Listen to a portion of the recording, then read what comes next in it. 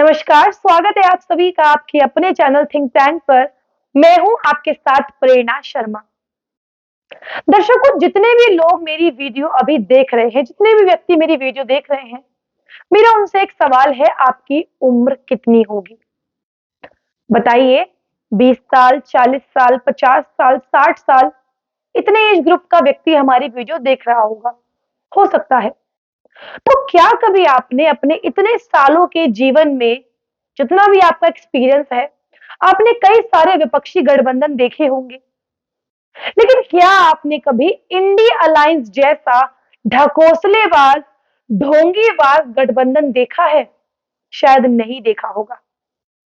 भारतीय राजनीति के इतिहास में यह पहला ऐसा गठबंधन है जहां पर कोई किसी के साथ किसी तरीके का सामंजस्य बिठाना नहीं चाहता। ये पहला ऐसा गठबंधन है जहां कोई किसी की सुनना नहीं चाहता, जो कोई किसी को सीट नहीं देना चाहता, लेकिन फिर भी ये गठबंधन बना हुआ है। ऐसा गठबंधन है जिसके लिए केवल एक ही कहावत याद आती है, हाथ पे सरसों उगाना, जो कि बिल्कुल नामुमकिन है।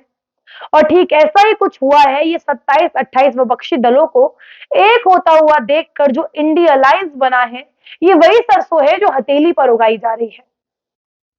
अभी 19 दिसंबर को विपक्षी गठबंधन की बैठक हुई इंडी अलायंस की। इस गठबंधन की चरित्र चित्रण यदि मैं आपको करूं तो इस पूरे गठबंधन में एक व्यक्ति का ऐसा अपमान हुआ कि वह सर झुकाकर चलता बना, और अपमान करने वाले लोग जीतने की मुद्रा में विक्ट्री हासिल करके सर उठा के चलते हुए दिखाई दिए। किसी के सपने टूटे तो किसी के बेटे की जिंदगी बर्बाद हुई, किसी ने अपने बच्चों तक के फ्यूचर प्लान कर लिए थे, लेकिन यहां पर सारी चीजें गड़बड़ा गई। आज की इस रिपोर्ट में इन्हीं तमाम मुद्दों पर चर्चा करेंगे।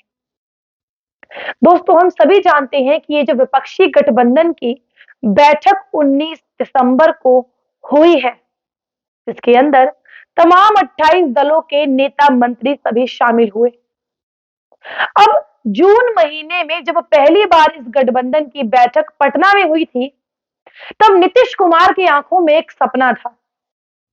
एक ऐसा सपना नीतीश कुमार की आंखों में था जिस सपने के अंदर केवल उनका एक ही लक्ष्य था, प्रधानमंत्री पद का उम्मीदवार बनना। क्योंकि वह बहुत ज्यादा एक्सपीरियंस तो है ही है, लेकिन लालू प्रसाद यादव अपने कुछ पर्सनल फायदों को देखते हुए बहुत ज्यादा हवा में उड़ा रहे थे नीतीश कुमार को कि आप ही को प्रधानमंत्री पद का उम्मीदवार बनना चाहिए, क्योंकि ओबीसी समाज से आते हैं, पिछड़ा हुआ वर्ग है, इतने सालों से आप मुख्यमंत्री हैं, तो आपका प्रधानमंत्री पद का उम्मीदवार बनना अच्छा रहेगा। ये लालू प्रसाद यादव जी चाबी भर रहे थे नीतीश कुमार के लिए। लेकिन हुआ कुछ और, कुछ ऐसा हुआ जिसने नीतीश कुमार की राष्ट्र राजनीति के सपने को चकनाचूर कर दिया। अभी तक नीतीश कुमार को ये उम्मीद थी कि प्रधानमंत्री पद के लिए उनका नाम चुना जाएगा, लेकिन इस गठबंधन की बैठक में कुछ ऐसा हुआ जिसने नीतीश कुमार और लालू प्रसाद यादव दोनों के सपने को चकनाचूर कर दिया।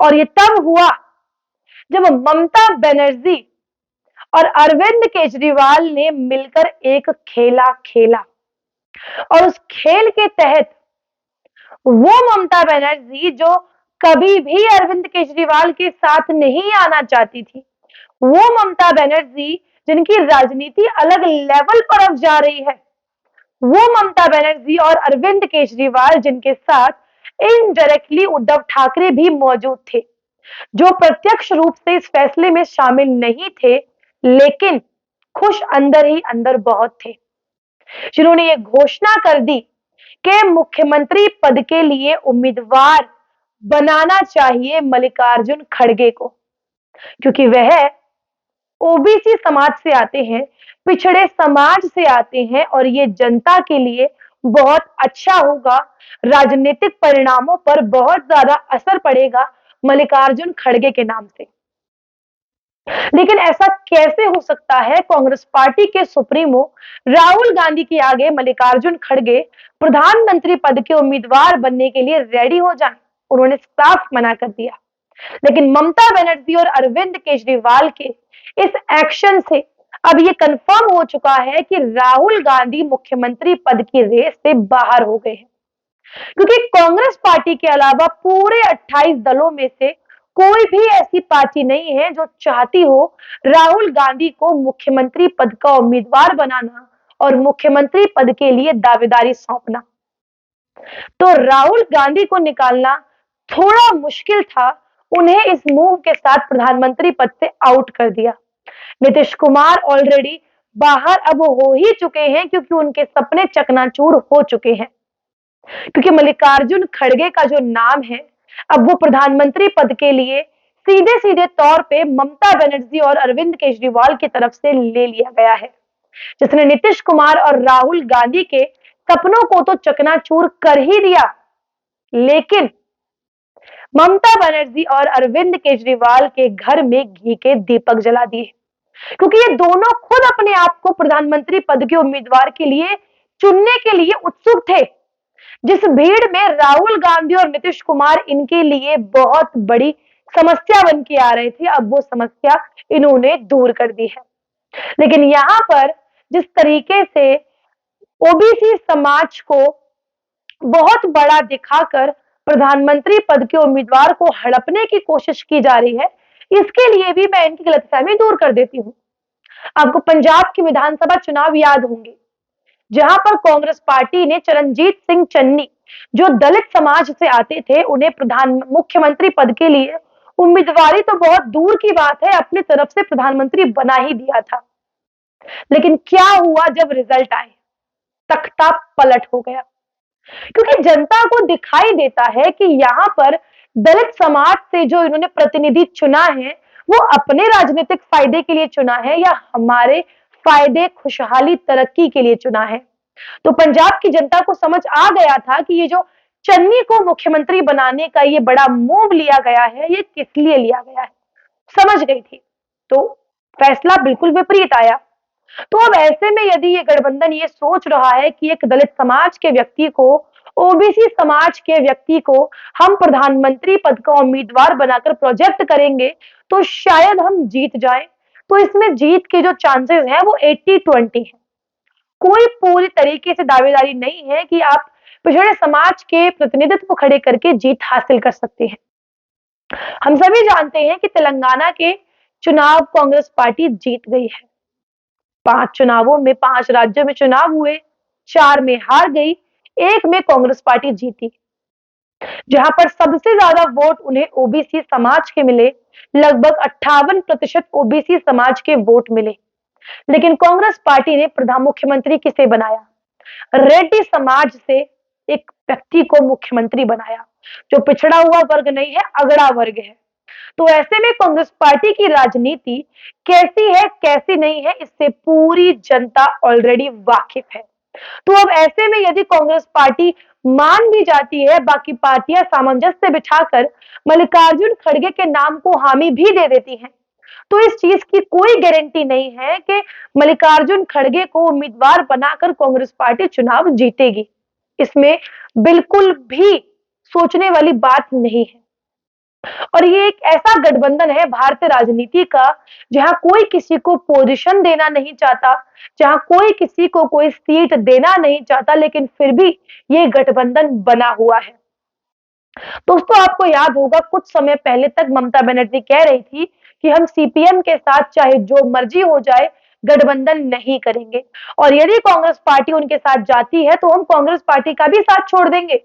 लेकिन आज ममता बनर्जी कह रही हैं कि हम सीपीएम के साथ गठबंधन करने को तैयार हैं, उन्हें सीटें भी देने को तैयार हैं, वो हमारे पास आए। लेकिन अब सीपीएम ने दो टूक मना कर दिया कि हम हथियारों के साथ राजनीति मिलकर नहीं करते। 2021 के चुनावों में जिन नेताओं की, कार्यकर्ताओं की हत्या हुई सीपीएम के, उनकी हत्या करी टीएमसी के गुंडों ने। वहीं अरविंद केजरीवाल की बात करें तो आप खुद सोचिए ये कैसा गठबंधन है, जहां पंजाब में सत्तारूढ़ दल आम आदमी पार्टी है और नंबर 1 विपक्षी पार्टी कांग्रेस पार्टी है। तो आप खुद सोचिए ये गठबंधन कैसे ही हुआ, ये गठबंधन कैसे हो सकता है, लेकिन फिर भी ये गठबंधन हुआ। अरविंद केजरीवाल चाहे दिल्ली में 2-3 सीटें भीख में दे दे कांग्रेस पार्टी को, लेकिन अरविंद केजरीवाल कभी भी पंजाब में कांग्रेस पार्टी को घुसने नहीं देंगे, ये गारंटी है। उत्तर प्रदेश की यदि बात करें तो मध्य प्रदेश में कितना अपमान हुआ समाजवादी पार्टी का, तो ऐसे में कोई भी गारंटी नहीं है कि उत्तर प्रदेश में कांग्रेस पार्टी को सीटें मिलेंगी। और ये जो झूठ फैलाया जा रहा है कि पहली बार किसी दलित समाज के व्यक्ति को हम मुख्यमंत्री पद के उम्मीदवार के रूप में प्रोजेक्ट करेंगे, जो ममता बनर्जी और अरविंद केजरीवाल जो अपने आप को पढ़ा लिखा बताते हैं, उनके द्वारा की गई है ये बात।